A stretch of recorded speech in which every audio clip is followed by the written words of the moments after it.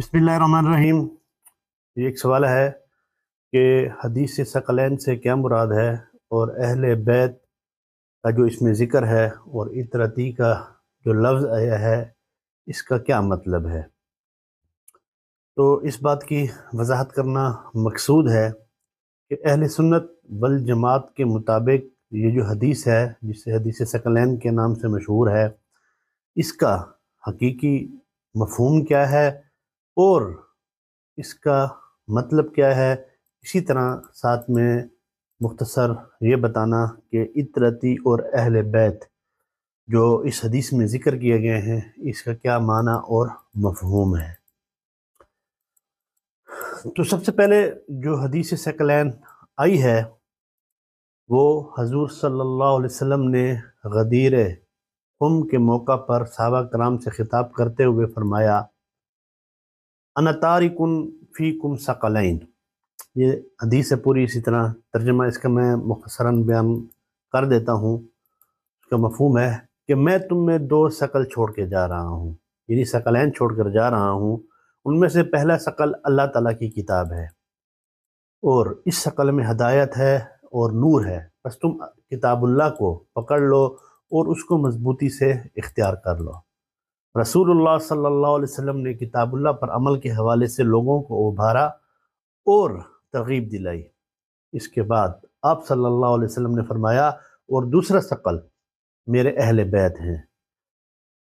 मैं अपने अहले बैत के बारे में तुम्हें अल्लाह याद दिलाता हूँ, मैं अपने अहले बैत के बारे में तुम्हें अल्लाह याद दिलाता हूँ और मैं अपने अहले बैत के बारे में तुम्हें अल्लाह याद दिलाता हूँ, यानी कि अल्लाह ताला से डराता हूँ। यह हदीस सही मुस्लिम में 2408 नंबर पर है। जबकि एक और रिवायत जो मुस्नद अहमद में है उसमें इतरती के लफ्ज़ आए हैं और इतरती से मुराद भी अहले बैत है।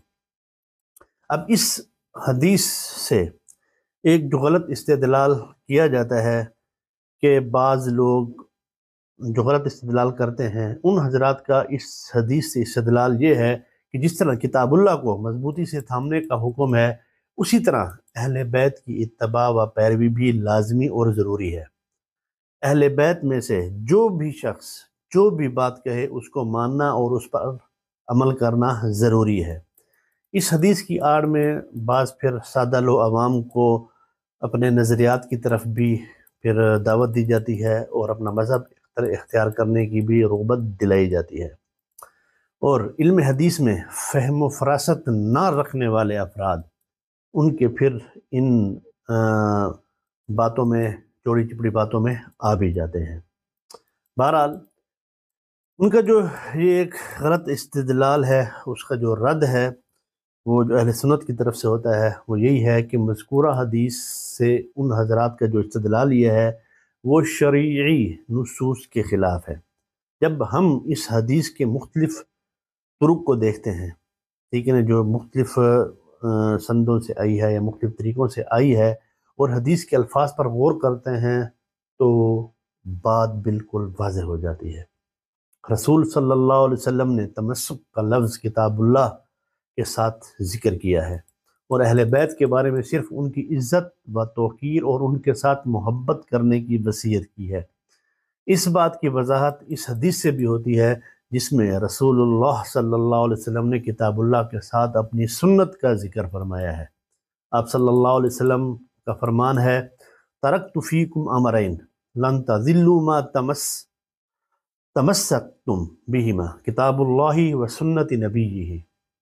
ये मोता इमाम मालिक में है, मैं तुम में दो चीज़ें छोड़े जा रहा हूँ, जब तक तुम उन्हें थामे रखोगे गुमराह नहीं होगे, और वो दो चीज़ें किताबुल्लाह और उसके रसूल की सुन्नत है। अब यहाँ ये बात भी काबिल गौर है कि जो गलत इस्तेदलाल करते हैं इस हदीस को पकड़ कर तो बड़ा ढंडोरा तो पीटते हैं कि अहले बैत की अतात करना भी कुरान मजीद की अतात ही की तरह है, मगर उनका मौक़िफ़, इस मौक़िफ़ के जो हामिल लोग हैं इस हदीस को पसे पुश्त डालते हैं जिसमें खुलफ़ाए राशिदीन के तरीक़े को लाजिम पकड़ने का हुक्म है। रसूलुल्लाह सल्लल्लाहु अलैहि वसल्लम का फरमान है, फ़अलैकुम बिसुन्नती व सुन्नती و سنت الخلفاء الراشدین، یعنی کہ فتنوں کے دور میں تم میں کیا چھوڑے جا رہا ہوں؟ واضح طور پر حضور صلی اللہ علیہ وسلم نے سنت ابن ماجہ میں فرمایا کہ تم میرے اور میرے صحابہ کے طریقے کو مضبوطی سے تھامے رکھو۔ اب یہ بات بھی یاد رکھنے کی ضرورت ہے کہ خلفاء راشدین کے طریقے کو لازم پکڑنے کے بارے میں محدثین علماء کرام کا منہج کیا تھا؟ وہ منہج یہ تھا کہ ان کی اتباع صرف اسی معاملے میں کی جائے گی جو نبی کریم صلی اللہ علیہ وسلم کی سنت کی مطابقت میں ہوگا، یا پھر آپ صلی اللہ علیہ وسلم کی سنت کی مخالفت میں نہیں ہوگا۔ اسی طرح اہل بیت کی اطاعت بھی اسی منہج کے مطابق کی جائے گی۔ البتہ ہمارا اس حدیث کو یہاں بیان کرنے کا مقصد جو ہے نا، ان حضرات کو یاد دہانی کرانا ہے کہ اگر ہر معاملے میں اہل بیت کی اطاعت واجب ہے تو پھر خلفاء راشدین کی اطاعت تو پھر بالاولیٰ واجب ہوگی۔ اس لیے کہ خلفاء راشدین کے ذکر کے ساتھ تو رسول اللہ صلی اللہ علیہ وسلم نے سنت کا لفظ ذکر کیا ہے، جو اہل بیت کے ذکر کے ساتھ منقول نہیں ہے۔ اس لیے ان پر یہ بھی لازم ہے کہ وہ خلفاء راشدین کو تان و تشنیع کا نشانہ بنانے کی بجائے ان کی عزت و توقیر کریں اور ان کا اکرام کریں اور ان کے طریقے کے مطابق پھر زندگی بھی گزاریں۔ اسی طرح امام مناوی رحمۃ اللہ علیہ نے حدیث جو ہے نا اطرتی، جو اہل بیت کے ذکر میں جو لکھتے ہیں کہ رسول اللہ صلی اللہ علیہ وسلم کی ان الفاظ سے مراد یہ ہے کہ اگر تم کتاب اللہ کے اوامر کی پیروی کرو اور اس کے نواہی سے اجتناب کرو اور میرے اہل بیت کے طریقے سے رہنمائی لو اور ان کی سنت اور ان کی سیرت کی اقتداء کرو تو تم ہدایت پا جاؤ گے اور گمراہ بھی نہیں ہوگے۔ یعنی اوامر و نواہی میں اطاعت صرف کتاب اللہ کی ہے، اہل بیت کے طریقے سے صرف رہنمائی لی جائے گی تاکہ کتاب و سنت کا جو فہم ہے اسے صحیح طریقے سے سمجھا جا سکے۔ اب اس کے بعد اطرتی سے مراد جو اہل بیت لیا جاتا ہے، اس سے مراد کون ہے؟ ٹھیک ہے، تو یہ تو ایک علیحدہ ایک موضوع بھی ہے جس پر ایک علیحدہ لیکچر بھی پورا دیا جا سکتا ہے، لیکن تفصیلی انشاءاللہ بعد میں اس پر اہل بیت کے بارے میں بتاؤں گا۔ لیکن مختصراً اس سوال کے جواب میں یہ بتاتا چلوں کہ لفظ اطرتی سے مراد امام حکیم فرماتے ہیں کہ باعمل علماء ہیں۔ ٹھیک ہے نا، اب یہ ان کا ایک قول ہے، اس لیے کہ وہ قرآن سے جدائی اختیار نہیں کرتے۔ باقی رہے وہ لوگ جو جاہل ہیں یا علماء سو ہیں تو وہ اس مقام افضلیت سے بہت دور ہیں۔ اصل چیز تو یہ دیکھی جاتی ہے کہ کون سا شخص اچھے خصائل سے آراستہ ہے اور وہ اپنے آپ کو برے اخلاق سے بچائے ہوئے ہیں۔ علم نافع اہل بیت کے علاوہ اگر کسی اور کے پاس ہو اور چاہے وہ کوئی بھی ہو، اس کی اتباع کرنا پھر ہم پر لازم ہے۔ اسی طرح امام طحاوی رحمۃ اللہ علیہ فرماتے ہیں کہ اطرتی سے مراد نبی کریم صلی اللہ علیہ وسلم کے اہل بیت میں سے وہ لوگ ہیں جو آپ صلی اللہ علیہ وسلم کے دین پر قائم ہیں اور آپ صلی اللہ علیہ وسلم کے اوامر کو مضبوطی سے تھامے ہوئے ہیں۔ اسی طرح ملا علی قاری رحمۃ اللہ علیہ لکھتے ہیں کہ اطرتی سے مراد اہل بیت میں سے وہ لوگ ہیں جو اہل علم ہیں، آپ صلی اللہ علیہ وسلم کی سیرت پر مطلع ہیں اور آپ صلی اللہ علیہ وسلم کے طریقے سے واقف ہیں اور آپ صلی اللہ علیہ وسلم کے اوامر اور سنت کو جانتے ہیں۔ یعنی خلاصہ کلام یہ ہے کہ جن اہل بیت کی اطاعت کی جائے گی ان سے مراد وہ اہل بیت ہیں جو اہل علم ہیں اور نبی کریم صلی اللہ علیہ وسلم کے طریقے پر مضبوطی سے کار بند ہیں۔ اگر کسی شخص کا نسب نامہ اہل بیت سے تو جا ملتا ہے مگر وہ بدعات، خرافات اور کفری عقائد سے لت پت ہے تو اس کی اطاعت تو کجا ان کی بدعات و خرافات اور کفریات کی بنا پر اس سے بیزاری کا اعلان کیا جائے گا، جیسے ابو جہل، ابو لہب، وہ بھی حضور صلی اللہ علیہ وسلم کے خاندان کے ہی لوگ تھے۔ اسی طرح اہل بیت سے جو ایمان، جو محبت ہے، وہ ہمارے ایمان کا جز ہے۔ یہ بتانا انتہائی ضروری ہے کہ اہل سنت والجماعت کا ہمیشہ سے یہ منہج رہا ہے کہ نبی کریم صلی اللہ علیہ وسلم کے ایک ادنا سے ادنا صحابی سے محبت بھی ہمارے ایمان کا حصہ ہے۔ افضل الامہ سیدنا ابو بکر صدیق رضی اللہ عنہ سے لے کر ایک عام صحابی تک سب سے محبت کرنا ہمارے ایمان کا جزو ہے اور ہم پر اس کو فرض سمجھتے ہیں۔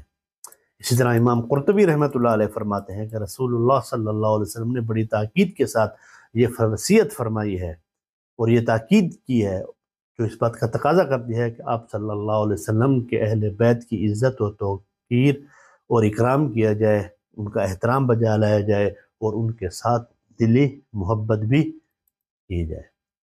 اب اس کے بعد ایک اور بات کہ اہل بیت کون ہے۔ اس سے پہلے بتایا کہ اطرتی سے کیا مراد تھا، تو حدیث سے یہ بات واضح ہوتی ہے اور یہ بات اس فائدے سے خالی بھی نہیں ہے کہ اہل بیت میں سے کون افراد آتے ہیں، اس کا جاننا بھی بہت ضروری ہے۔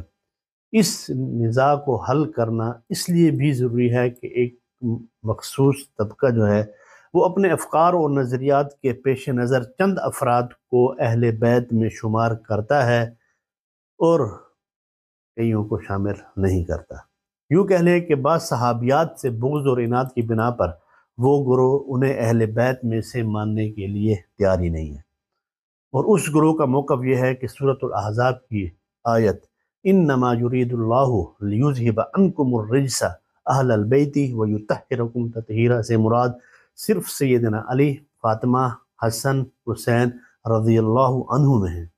وہ ازواج مطہرات کو اہل بیت میں شمار نہیں کرتے۔ ان کا یہ موقف کئی وجوہ کی بنا پر جو ہے نا وہ غلط ہے۔ اگر آیت کا سیاق و سباق دیکھ لیا جائے تو یہ بات بآسانی سمجھ آتی ہے کہ اس آیت کا اصل مصداق ازواج مطہرات ہی ہیں۔ اسی طرح قرآن و حدیث کے بہت سارے دلائل بھی اس پر دلالت کرتے ہیں۔ یہ حضرات صحیح مسلم کی حدیث اپنے موقف کی تاکید میں پیش کرتے ہیں، اور وہ حدیث یوں ہے کہ نبی کریم صلی اللہ علیہ وسلم نے ایک دن سیدنا علی و فاطمہ و حسن و حسین رضی اللہ عنہم کو اپنے اوپر لی ہوئی چادر میں لیا اور اس آیت کی تلاوت فرمائی انما یرید اللہ لیذھب عنکم الرجس اہل البیت ویطہرکم تطہیرا، اے اہل بیت، اللہ تعالیٰ یہ چاہتا ہے کہ تم سے غلاظت کو دور کر دے اور تمہیں بالکل پاک و صاف کر دے۔ ان کا استدلال یہ ہے کہ نبی کریم صلی اللہ علیہ وسلم نے صرف ان چاروں کو چادر میں داخل فرمایا اور پھر اس آیت کی تلاوت فرمائی۔ اگر کوئی اور بھی اہل بیت میں شامل ہوتا تو نبی کریم صلی اللہ علیہ وسلم اس کو بھی چادر میں داخل فرماتے۔ جب ہم اس حدیث کے مختلف طرق کو دیکھتے ہیں تو یہ بات واضح ہوتی ہے کہ اس موقع پر سیدہ ام سلمہ رضی اللہ عنہا کے سوال کرنے پر آپ صلی اللہ علیہ وسلم نے فرمایا تھا کہ تم تو اہل بیت ہو ہی، البتہ یہ بھی اہل بیت میں سے ہے، اور یہ بات مستدرک للحاکم جلد نمبر 3 اور صفحہ نمبر 278 میں یہ بات لکھی ہوئی ہے۔ اس طرح شیخ البانی رحمۃ اللہ علیہ فرماتے ہیں کہ اس حدیث میں سے جو سورۃ الاحزاب کی اس آیت کی وسعت کا پتہ چلتا ہے کہ اہل بیت میں ازواج مطہرات کے ساتھ ساتھ یہ چاروں شخصیات بھی شامل ہیں، اس لیے اہل البیت میں اصل ازواج مطہرات ہی ہیں۔ اسی طرح اس بات کا خلاصہ یہ نکالا جا سکتا ہے کہ اہل بیت میں اصل ازواج مطہرات ہیں۔ اسی طرح اہل بیت میں وہ تمام لوگ بھی شامل ہیں جن کے لیے صدقے کا مال حلال نہیں ہے، اور اہل بیت ہو کون سکتا ہے کہ گھر والا، اردو میں گھر والا کہا جاتا ہے، عربی میں اہل بیت کہا جاتا ہے۔ تو اہل بیت کے لفظ سے یہ ظاہر کرتا ہے کہ اگر بیویاں اگر اہل بیت میں داخل نہیں ہوں گی تو پھر کون داخل ہوگا۔ انشاءاللہ یہ ایک طویل موضوع ہے اہل بیت کے بارے میں، انشاءاللہ اس کا پھر انشاءاللہ ایک دو میں ایک لیکچر علیحدہ سے انشاءاللہ ریکارڈ کر کے آپ کو پیش کروں گا۔ اب لوگ اہل بیت کے ساتھ محبت کا دعویٰ کرنے کے ساتھ ساتھ اپنا نسب بھی اس کے ساتھ جوڑنے کی کوشش کرتے ہیں، اور ان کا اہل بیت کے ساتھ دور کا تعلق بھی نہیں ہوتا، مگر وہ اپنے آپ کو سید کہلوانا شروع کر دیتے ہیں۔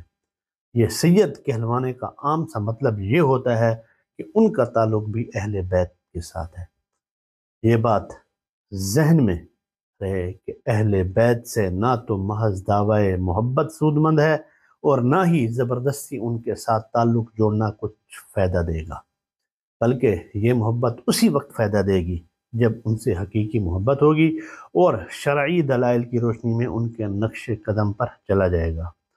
رسول اللہ صلی اللہ علیہ وسلم کے فرمان ہے، من بطأ به عملہ لم یسرع به نسبہ، جس شخص کے عمل نے اسے پیچھے چھوڑ دیا اس کا نسب اسے آگے نہیں پہنچا سکے گا۔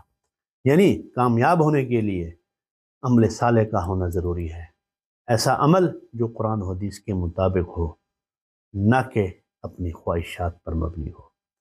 امید ہے آج کا یہ سوال کا جواب آپ کو سمجھ آ گیا ہوگا۔ وما علینا الا البلاغ۔